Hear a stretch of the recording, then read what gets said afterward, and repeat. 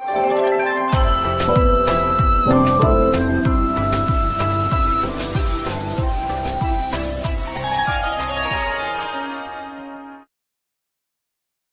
जगन्नाथ मु दिवाकर दास आपण मानक प्रणाम कर कली शेष बेले भक्त मानकर ठिकना मिल महापुरुषंकर कृपारू जो भक्त माने झाड़ बाड़ धरी थे से ठिकना मिल आज आपण किसी भक्तर ठिकना कहूँ जहाँकि 46 पटल मालिकार लिखा हो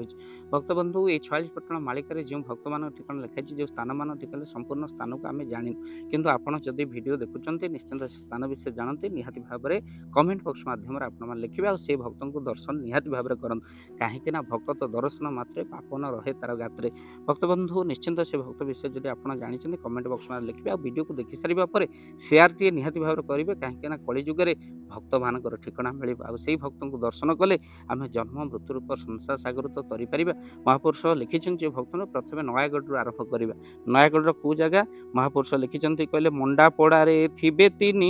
खंडपड़े सिद्ध बेनी कहले खंडपड़े सिद्ध भक्त थे आउ मंडपड़े तीन भक्त थे कहले बाणपुर रे भक्त जड़े रे शोभरीर कणे आउ दीक्षिता पड़ा ग्राम ठारे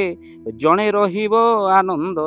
निराकार नाम जे बही आठगड़ रे थिबे दुई आठगड़ पूरा आठगड़ रे भक्त दुई जन थे कहले रणपुर रे एक जन मणिनाग को करी ध्यान रही होइब सिद्धि से ही ता समतुल केही नाही अढ़ंग जशोवंत दास बहुत देव उपदेश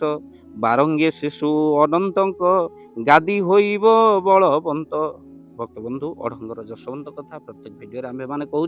जशवंत दास महापुरुष थे निश्चिंत भाव में से जशवंत पवित्र अढ़ंग पीठ को आसतु जहाँ को आगर महापुरुष लिखिते आउ कहले बारंगर शिशु अनंत को दर्शन करूँ गादी होइब बलवंत से गादी रही कहले ब्रह्मपुर रे दुई जन सिद्ध जे होइबे प्रधान ब्रह्मपुर जाए सिद्ध प्रधान हेबे दुई जन आउ भक्त बंधु महापुरुष कहले कहले लियाखियारे उत्तर रे भक्त बुलू थिबे धीरे रामचंडी आज्ञा धरी पिपिली मठ रे बिहरी पिपिली रे एक मठ थिबो आउ सेठी रामचंडी आज्ञा धरी जड़े भक्त थिबो कहले काकटपुर छामुद्वार